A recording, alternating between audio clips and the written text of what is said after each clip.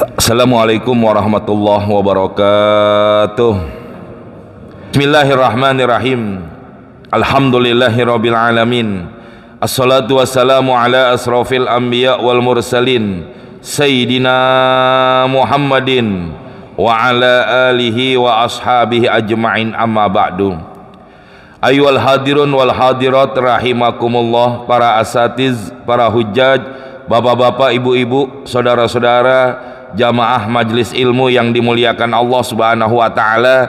Alhamdulillah, pagi hari ini dengan nikmat sehat wal afiat, nikmat iman wal Islam, Allah kumpulkan kita di Masjid Al-Mubarakah dalam rangka kita thalabul ilmi. Mudah-mudahan kumpulnya kita mendatangkan rahmat dan maghfirah dari Allah Subhanahu wa taala. Amin ya rabbal alamin. Mari kita lanjutkan pengajian kita, masih berkenaan tentang aturan atau tata cara di dalam sholat berjamaah. Yang berikutnya, Bismillahirrahmanirrahim. Qala al-mu'allif rahimallahu ta'ala wa nafa'ana bi ulumi fid dharaini amin. Bismillahirrahmanirrahim. Wa amma iktida'ul qari wa huwa huna may yuhsinul fatihata bil ummi wa huwa huna man la yahfazuha fa fi sihhati iktidaihi bihi qaulani. Al jadidu al azhar la tasihhu liqaulihi sallallahu alaihi wasallam ya ummul qauma aqra'uhum fala yajuzu mukhalafatuhu bi ja'lihi ma'muman ila akhirih. Wa amma iktida'ul qari, adapun hukum menjadikan orang yang qari menjadi makmum. Siapa itu qari? Wa huwa huna, yang dimaksud qari di sini adalah may yuhsinul fatihata, orang yang bagus bacaan Fatihahnya, bukan yang bagus bacaan suaranya, bukan. Yang dikatakan qari di sini adalah orang yang bagus bacaan Fatihahnya, mahraj hurufnya benar, tajwidnya benar, dalam bacaan Fatihahnya tidak salah. Itulah yang disebut dengan yuhsinul qiraah, orang yang bagus bacaannya. Ini kadang-kadang jamaah orang bagus suaranya tapi belum tentu benar bacaannya. Ya, kadang-kadang kalau kita dengerin orang baca surah, ini kadang-kadang kedengarannya enak tapi ngerusak tajwid. Bisa kayak begitu. Yang pendek dibaca panjang, yang panjang dibaca pendek. Ya. Nah, yang dikatakan qari di sini adalah orang yang bagus bacaannya Fatihah, terutama mahraj hurufnya benar, tajwidnya benar. Itu yang dikatakan qari. Tapi ini orang dijadiin makmum, orang yang bacaannya bagus dijadiin makmum bil ummi, dengan imamnya adalah ummi. Siapa itu ummi? Wa huwa huna, yang dimaksud ummi di sini adalah malla yahfazuha, orang yang tidak hafal daripada bacaan Fatihahnya. Atau yang kedua, termasuk orang yang kurang bagus bacaan Fatihahnya. Ya, orang yang nggak bagus bacaan Fatihahnya jadi imam, yang bagus bacaannya jadi makmum. Bagaimana nih hukum dalam sholatnya? Bukan hanya berjamaahnya, dalam sholatnya. Fa fi sihhati iktidaihi bihi, fa fi sihhati, maka di dalam sahnya iktidaihi, menjadi makmumnya itu qari, bihi, kepada ummi. Itu domir-domirnya kembalinya begitu ya. Sihhati iktidail qari bihi bil ummi. Ya. Jadi di dalam sahnya menjadi makmumnya itu orang yang bagus bacaan Fatihahnya dengan imamnya yang ummi, kaulan. Ada dua pendapat. Al-azhar, menurut kaul yang paling azhar, la tasihhu, sholatnya dianggap kagak sah. Berarti apa? Selesai dia sholat lagi, karena sholatnya dianggap tidak sah. Tuh jamaah, ini yang repotnya kayak begini kita, ya. Ini kadang-kadang kan, mohon maaf nih jemaah, mohon maaf, orang kita kebanyakannya apa? Sok. Tahu sok. Pengen aja ke depan. Lihat dong, ini ibadah sholat aturannya apa namanya? Aturannya nih rada ketat dibandingkan dengan yang lain. Maka kalau kita nggak ada kemampuan dan lain sebagainya, janganlah. Ya, kenapa? Selain kita menanggung dosa, nih orang yang ada di belakang kita mereka nggak tahu bagaimana kita dan lain sebagainya. Maka di sini yang jaganya. La tasihu, nggak sah sholatnya udah. Alasannya kenapa? Liqaulihi sallallahu alaihi wasallam, karena ada hadis Nabi yang mengatakan ya ummul qauma, yang menjadi imam atas satu kaum, aqra'uhum, yang paling baik bacaannya, yang paling bagus bacaannya, tajwidnya, makhraj hurufnya yang paling pas, itulah yang paling utama untuk mereka jadi imam. Ya. Makanya dulu ada ulama-ulama kita tuh, termasuk kayak almarhum al-maghfurlah Ki Hasan Azhari, almarhum al-maghfurlah Ki Abdul Halim Hussein. Beliau termasuk tuh orang-orang yang jangankan di dalam imam, khatib aja dia pilih-pilih tuh orang. Ya nggak sembarangan begitu. Ini orang pantas belum jadi khatib. Ini orang udah ada kemampuan belum untuk menjadi ini semua. Nih kadang-kadang ulama-ulama kita dulu tuh warok-waroknya seperti itu, ya. Termasuk ya guru kita almarhum al-maghfur Ki Kazruni, termasuk begitu juga, dia pilih. Oh, ini orang belum pantas jadi khatib, nggak jadiin khatib. Ini orang belum pantas jadi imam, nggak dijadiin imam, ya. Terutama itu sholat pardunya. Karena kalau kita buat mendidik lain urusan nanti di dalam bab sholat-sholat yang lain. Tapi kalau dalam sholat yang wajib, carilah orang yang pantas. Kenapa? Karena kata Nabi, ya ummul qauma aqra'uhum, orang yang pantas menjadi ya imam, aqra'uhum, orang yang paling bagus bacaannya. Fala yajuzu mukhalafatuh, maka janganlah, tidak boleh mukhalafatuh, menyalahi hadis Nabi, bija'lihi, dengan menjadikan itu si ummi si qari makmuman, menjadi makmum. Bija'lihi bija'lil qari, dengan menjadikan si qari, orang yang bagus bacaannya, makmuman, menjadi makmum. Tuh, pilih bagaimana caranya untuk menjadi seorang imam. Wali annal imama bisodadin ayyah tamila anil ma'mumil qira'ata lau adrakahu raki'an, karena sesungguhnya yang namanya imam itu menanggung bacaannya makmum, ya. Anil ma'mumi, apa yang ditanggung? Al qira'ata, bacaannya. Lau adrakahu, kalau seandainya itu makmum masbuk mendapatkan imam raki'an, dalam keadaan ruku', atau imam makmum enggak sempurna mendapatkan bacaan Fatihahnya setelah, karena keburu imam ruku, itu makmum kan ruku juga, siapa yang nanggung? Imam. Nah, bagaimana imam bisa menanggung bacaan daripada makmum kalau imamnya tidak sempurna di dalam bacaannya? Tuh, jelas ya Pak Bu, itu aturan di dalam sholat berjamaah seperti itu. Wal ummi laisa min ahli tahammuli, sedangkan orang yang bacaannya kurang bagus atau yang nggak hafal, laisa min ahli tahammul, bukan termasuk orang yang dapat menanggung untuk bacaan orang lain. Dia sendiri aja nggak bagus, dia sendiri aja nggak hafal, dia sendiri aja nggak bisa membawa bebannya, bagaimana membawa beban orang lain?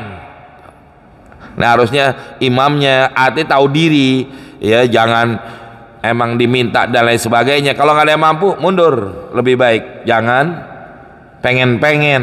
Nah, kan istilah orang bilang pengen-pengen. Bukan kagak boleh, memang pahalanya ada lebih besar dan sebagainya, tapi tanggung jawabnya seorang imam itu lebih berat, ya, dan lain sebagainya. Wa yadhulu fil ummi, dan termasuk kategori ummi, orang yang nggak bagus bacaannya. Siapa? Al aratu, arot. Apa itu arot? Alladzi yadgumu harpan fi harpin fi ghairi maudhi'il idghami, yaitu orang yang mengidghamkan satu huruf dengan huruf lain fi ghairi maudhi'il idgham, bukan pada tempatnya idgham. Ya, kalau bukan tempatnya idgham tuh kayak gimana bacanya, Pak?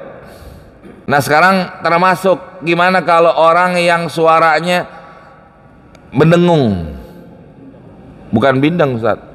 Apa kalau mohon maaf nih ya, orang yang punya penyakit mulutnya rada ada cacat, bukan cadel, beda lagi nanti cadel, apa sumbing ya, sumbing namanya ya. Ditanya bapak-bapak, Pak, anak bapak mana? Oh, aneh. Oh, aneh. Ada aneh. Ngapain? Berapa udah gede? Kecil, masih kecil. Betul, Bu? Itu namanya apa? Suara apa itu? Bukan bindeng ya, kayak orang kayak gitu. Itu boleh nggak jadi imam? Boleh nggak jadi imam? Arot termasuknya. Lebih baik jangan mundur. Kalau ada orang yang lebih bagus, mendingan dia mundur, yang ini yang bagusan maju. Termasuk tadi tuh apa tadi, yang cadel, nggak bisa ngomong ro, cadel namanya ya, yang nggak bisa ngomong ro. Allahumannillahim, bismillahirrahmanirrahim, alhamdulillahirabbil alamin, la, ro, la, ya, ro, la. Gua nggak bisa ngomong ro, oh ya, itu cadel. Arot termasuk itu kategori ummi, nggak boleh ya. Makanya beliau yang tadi saya sebutin namanya, orang begitu, mohon maaf, beliau tuh orang-orang yang ya ulama-ulama kita dulu tuh rada tegas. Ada tegas tuh, oh ini bukan nggak pantas, bukan karena nggak kapasitas keilmuannya, tapi ada sabab-sabab yang kayak begini nih yang mereka khawatirkan. Nanti kalau dia nyuruh, tanggung jawab siapa? Tanggung jawab kan kiainya, ulamanya. Lo yang dia nyuruh, nah itu diantaranya. Mereka kadang-kadang orang yang begitu nggak dijadiin khotib. Khotib kan ada juga tuh, ada nggak bacaannya? Yang rukunnya tuh rukun-rukunnya khotib, diantaranya apa? Baca alhamdulillah, alhamdulillahirabbil, nggak bisa ngomong ro. Akhirnya apa? Nggak sah juga jadi khatibnya dan lain sebagainya. Nah ini hadirin, ya, kewaroan orang-orang tua kita dulu sampai segitu. Dia menjaga daripada apa? Kesempurnaan ibadahnya, dan inilah yang kita kurang ada ya. Wal alsaq termasuk bagian daripada ummi. Wahwa, apa itu alsaq? Alladzi yubdilu harpan biharpin, yaitu orang yang mengganti satu huruf dengan huruf lain. Karra ibil gin, seperti ro dengan gin. Wal qaf diganti bil hamzati dengan hamzah, itu termasuk alsaq. Kalau kita apa tadi, yang ganti-ganti huruf ya, nggak bisa ngomong ro, kayak lam, cadel, itu nggak bisa juga dia menjadi imam ya, nggak boleh juga. Kalau dia sadar, lebih baik jangan dia jadi khotib.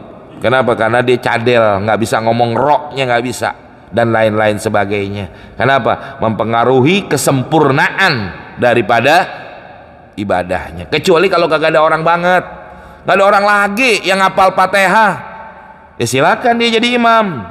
Atau nggak ada lagi orang yang jadi khotib, silakan jadi khotib. Tapi kalau masih ada orang lain yang bisa, lebih baik mundur. Harusnya begitu ya. Ini aturan di dalam pelaksanaan ibadah.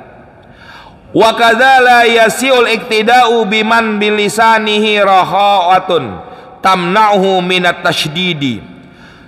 Demikian juga tidak sah menjadi makmum dengan imamnya yang lisannya, yang mulutnya, yang lidahnya, tamna'uhu yang tercegah atau tidak bisa minat tasydid, membaca tasydid.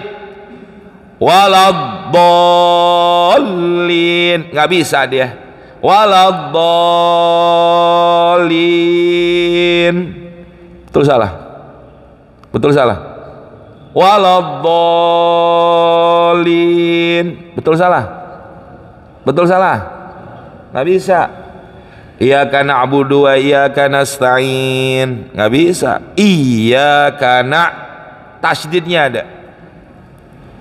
Maka dulu waktu saya di Madinah, saya punya guru Quran saya itu buta.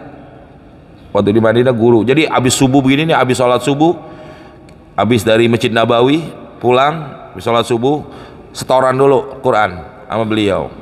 Orang yang buta, ngajinya yang buta dia. Yang guru Quran saya orang Sengkiti, orang Afrika, ya buta, benar-benar buta udah. Cuman masya Allah ya, orang buta begitu jamaah. Quran kecil aja dah, apa dia bilang? Gafil gitu. Tutup tuh buku, tutup tuh Quran. Ya Allah, nggak ada orang yang ngasih tahu. Orang kita ngajinya berdua doang begini, jadi atu-atu setoran. Udah selesai setoran lagi yang lain, gantian, nggak ada ramai-ramai begini, nggak di ruangan khusus. Ya, gofil suhub dia bilang, tutup tuh Quran. Ya Allah, mulai dari situ takut saya udah, ya buta matanya tapi hatinya kagak buta. Kalau kita kan buta semuanya udah, ya kalau udah merem semua udah, nggak ada yang kita lihat. Terus sampai begitu, tuh jamaah jujur, saya baca Fatihah sama beliau seminggu baru lulus. Baca Fatihah doang seminggu baru dianggap lulus. Ya lanjut dia bilang, ya sampai begitu. Nah ini yang kadang-kadang kan kita kadang-kadang begini jamaah, gua baca Fatihah kan dari kecil. Bener kita baca Fatihah dari kecil, tapi pernah nggak belajar langsung? Artinya pernah di depan guru untuk kita mengetahui bener apa enggak bacaannya. Kadang-kadang ada yang kurang mahrojnya, ada yang kurang tasydidnya, ada yang kurang tajwidnya. Tajwid itu panjang pendeknya dan lain sebagainya, termasuk tasydid. Ya, kalau orang yang bacaannya enggak bener di dalam tasydidnya kurang, maka dianggap tidak boleh dia menjadi imam di dalam sholat berjamaah. Masya Allah, ini dia antisipasinya seperti itu kalau orang betul-betul mau menjadi imam. Summa mahalul hilafi huwa fi man la yutawi'hu lisanuhu aw tawa'ahu wa lam yamdi. Ya. Summa kemudian mahalul hilaf, terjadinya perbedaan. Di mana nih terjadi perbedaan pendapat? Huwa fi man lam yutawi'hu, yaitu orang yang tidak mengikuti. Yutawi'ut kata taat, malam yutawi'hu, orang yang tidak mengikuti kehendak siapa? Lisanahu, lisannya. Artinya begini jamaah, kita pengen yang baca begini, nih lidah ngomongnya udah lain. Apa bahasa gitu yang enak tuh? Nih lidah ame hati kagak sinkron, lidah ame hati kagak nyambung. Yang akhirnya apa? Yang akhirnya mereka bacaannya mau baca begini, tapi yang akhirnya apa? Jadi yang lain. Itu namanya orang apaan begitu? Pak, Bu, mau ngomong apa, tapi lisannya nih, lidahnya ngomongnya yang lain. Tuh juga termasuk tuh terjadi khilaf. Atau dia bisa mengikuti kehendak lisannya, walam yamdi zamanun. Dan kan ada kadang-kadang begini, kalau ini kita nggak baca di dalam, tidak dipermasalahkan di dalam masalah surah. Karena apa? Karena surah di dalam sholat itu hukumnya apa? Sunnah. Yang wajib aja rukun-rukun kauli, rukun-rukun yang berupa ucapan. Ada 5 jamaah. Ada 5 rukun kauli di dalam sholat. Pertama, takbiratul ihram. Yang kedua, Fatihah. Yang ketiga, tahiyat. Yang keempat, selawat dalam tahiyat akhir. Tahiyat akhir ya. Tahiyat akhir, selawat di dalam tahiyat akhir. Yang kelima adalah salam. Ini yang termasuk rukun kauli, rukun berupa ucapan, dan ini yang harus benar. Ya, jangan sampai salah di dalam ucapannya. Nah, kalau ada orang baca ijazah anak, betul salah? Ijazah nasrullahi wal fat, atau ijazul jilatil ardu jiljalaha, betul ya? Betul? Betul salah? Ijazul jilatil ardu jiljalaha, betul ya? Salah. Tadi gue tanya nggak jawab sih lo. Ya, itu sih dalam surah nggak ada masalah. Ini yang dalam rukunnya. Taruhlah kayak tahiyat, at-tahiyatul mubarakatus shalawatut thayyibatul lillah. Tuh banyak banget tasdid di situ.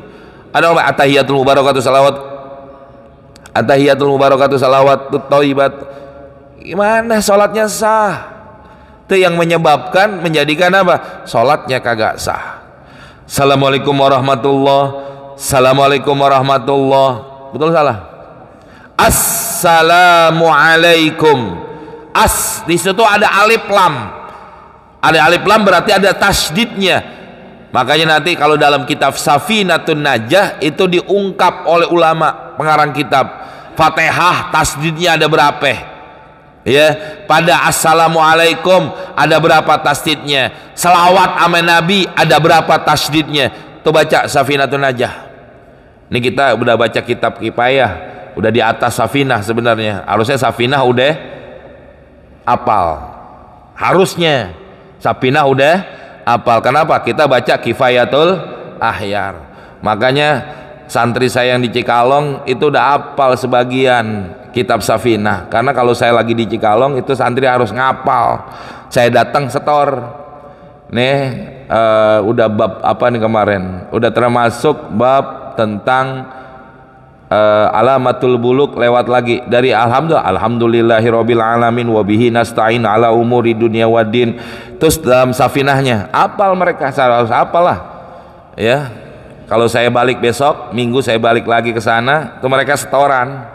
Jurumiyahnya nyetor, Kailaninya nyetor, Amsilatut Tasrifnya nyetor sama saya, termasuk apa? Safinatun Najahnya juga nyetor.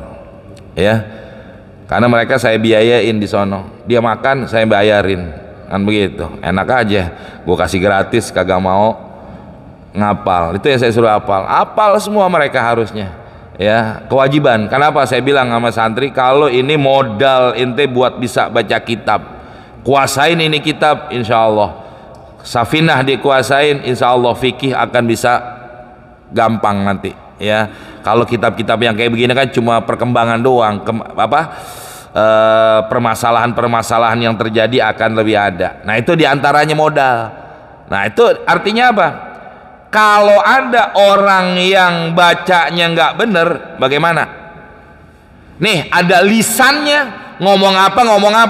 Ada yang lisannya dia ngikutin, tapi walam yamdi zamanun, udah lewat waktunya, yumkinu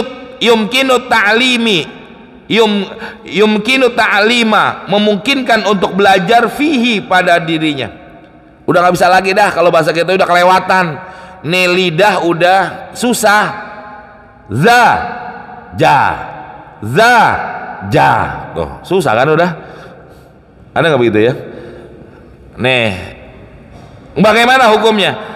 Kalau orang yang sudah tidak memungkinkan buat dia belajar, daripada memperbagus, memperindah bacaan-bacaan daripada Qur'annya, makanya harus ada tahsinul Qur'an.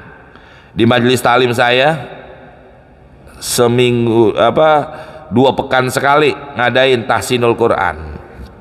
Ya, sengaja saya panggil guru dari luar. Buat apa tahsinul Qur'an?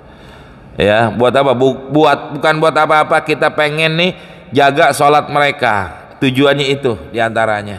Ya, kenapa? Karena kalau tidak pernah belajar tahsinul Quran, memperbagus bacaannya, nanti sholat kita akan juga nggak bakal jadi bagus. Ya, berikutnya Amma idza madha zamanun yumkinu, apabila waktunya udah lewat, yumkinu ayyata'allama, yang memungkinkan buat dia belajar, fi qasrin, dalam waktu yang singkat, bitarkit ta'limi, dengan sebab meninggalkan dia belajar. Udah nggak bisa tapi nggak mau belajar, udah kagak bisa tapi kagak mau belajar. Fala yasihul iktida'u bih, nggak boleh dia jadi imam. Orang yang begitu kagak boleh jadi imam, nggak boleh jamaah ya.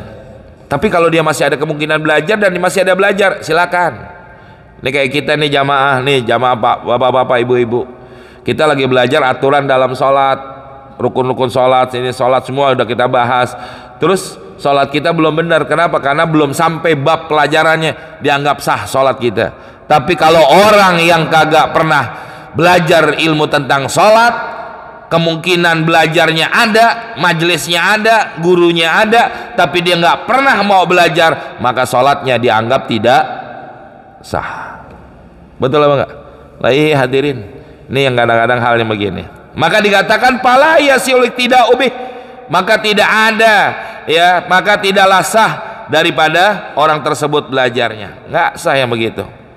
Kenapa? Karena dianggap orang tersebut tidak mau, tidak ada keinginan buat belajar. Ya, tidak ada keinginan buat mereka belajar. Nah, ini makanya dianggap tidak sah. Berikutnya, bila khilafin, tanpa ada perbedaan pendapat. Li'anna sholatau hina idzin, karena sesungguhnya sholat mereka yang tidak mau belajar ilmu tentang sholat, makdiyatun, harus dikodok. Kodok yang begitu nanti. Kasolatin malam yajid ma'an wala turoban, sebagaimana orang yang sholat nggak dapetin air, nggak dapetin debu. Mau uduk kagak ada air, mau tayamum kagak ada debu. Sholat, tapi nanti kalau dia dapati salah satunya air atau debu, ulangin. Tadi dia sholat seberapa kali nggak pakai uduk, nggak pakai tayamum, ulang i'adah, karena dia sholat itu pada cuma hurmatul wakti. Kayak kita sholat di atas pesawat, bu ya, kita sholat di atas pesawat. Kita lagi berangkat nih umroh, berangkat jam 11 siang pesawatnya, berangkat jam 11 siang, otomatis nanti di pesawat 9 jam, dikit lagi ya, 9 jam itu kita temu apa? Zohor sama asar. Mau sholat gimana? Jamak takhir kagak mungkin, orang sampainya isya di Jeddah. Sholat dah di atas pesawat, iya. Udu enggak, ngadep kiblat kagak, hurmatul wakti. Nanti di bangku pesawat kita cuma isaroh doang buat tayamum, sholatlah duduk. Sholli fardhu zuhri arba rakatin hurmatan lil wakti lillahi ta'ala, Allahu akbar, sholat dah 4 rakaat. Ntar waktu asar masuk lagi, tayamum lagi, isaroh aja tuh, isaroh buat tayamum. Selesai, sholli fardhul asri arba rakatin hurmatan lil wakti, Allahu akbar, sholat, duduk. Ntar sampai di bandara Jeddah, ulangin sholatnya. Itu namanya disebut dengan i'adah. Kalau kita nggak sholat, qadha, dosa dan lain sebagainya. Begitu juga orang yang sholat tapi nggak pernah belajar ilmu sholat, dan ada yang ngajarin nggak pernah belajar, sholatnya harus dikodok. Masya Allah, berapa kali dan berapa tahun dan lain sebagainya. Ini hati-hati jamaah. Ini kebetulan semalam pada isya saya ngajar kitab Bulughul Maram, kebetulan babnya hampir sama nih ya, bagaimana bukan Bulughul Maram, saya dalam isanya saya baca Bulughul Maram, maghribnya saya ngajar baca kitab Al-Azkar. Al-Azkarnya Imam Nawawi, beliau sedang menjelaskan tentang bagaimana perempuan yang haid atau orang yang junub mau baca Quran tapi nggak punya air, nggak punya debu. Babnya hampir sama kayak begini ya. Nah inilah hadirin jamaah, salah satu dikatakan orang yang sholatnya nggak bener maka harus diqadha. Wa yasi'u iktida'ul ummi bil ummi, Kalau orang yang umi ngikutin umi silakan. Orang yang bacanya nggak bener, imamnya kagak bener, makmumnya nggak bener, silakan. Mislu seumpamanya sama. Kaiktadil mar'ati bil mar'ah, sebagaimana imamnya perempuan, makmumnya perempuan, boleh karena satu derajat buat mereka. Dan ini yang menjadikan apa? Bolehnya. Ya. Makanya kenapa kita perlu kodok-kodokin sekarang nih jamaah Pak Bu. Mungkin dulu kita belum belajar sholat kita benar, sekarang kita udah tahu ilmunya, kodoin kalau bisa ya. Kenapa? Kita nutupin kekurangan daripada sholat kita. Nanti bagaimana nih kalau kita lagi di mall, kita nggak tahu tuh orang yang jadi imam kita bacanya bener apa enggak, kita nggak tahu kan ya. Bagaimana? Atau kita tahu terus kita udah jadi makmum, bagaimana hukumnya kita sholat? Tungguin nanti pengajian berikutnya baru akan tahu jawabannya. Wallahu a'lam bishawab. Cukup ya? Ada yang mau ditanyakan? Nggak ada. Mari jamaah kita tutup dengan baca Fatihah. Mudah-mudahan apa yang kita baca ini jadi ilmu yang bermanfaat. Mudah-mudahan sholat kita, ibadah kita yang banyak kurangnya diterima oleh Allah Subhanahu wa ta'ala. Mudah-mudahan ya, yang pada sakit Allah angkat penyakitnya, orang tua kita, keluarga kita, guru-guru kita, wabil khusus orang-orang yang berjasa dengan Masjid Al-Mubarakah yang telah meninggal dunia, mudah-mudahan dijadikan kubur mereka raudhah min riyadil jannah. InsyaAllah nanti malam kita akan mengadakan maulid. Mudah-mudahan ini sebagai bukti cinta kita kepada Nabi. Nanti di yaumil qiyamah kita akan mendapatkan syafaat Rasulullah sallallahu alaihi wasallam bihadiniya wa ila hadratin Nabi. Al-Fatihah. A'udzu billahi minasyaitonir rajim. Bismillahirrahmanirrahim. Alhamdulillahirabbil alamin arrahmanir rahim maliki yaumiddin. Iyyaka na'budu wa iyyaka nasta'in. Ihdinas siratal mustaqim. Siratal ladzina an'amta 'alaihim ghairil maghdubi 'alaihim waladdallin. Amin. Bismillahirrahmanirrahim. Alhamdulillahirabbil alamin. Allahumma shalli ala sayidina Muhammad wa ala ali sayidina Muhammad. Allahumma anfa'na bima 'allamtana wa 'allimna ma yanfa'una wa zidna 'ilman nafi'ah. Rabbana atina fid dunya hasanah wa fil akhirati hasanah wa qina azabannar. Sallallahu alaihi wasallam Muhammadin wa alihi washabihi wasallam. Walhamdulillahirabbil alamin. Assalamualaikum warahmatullahi wabarakatuh.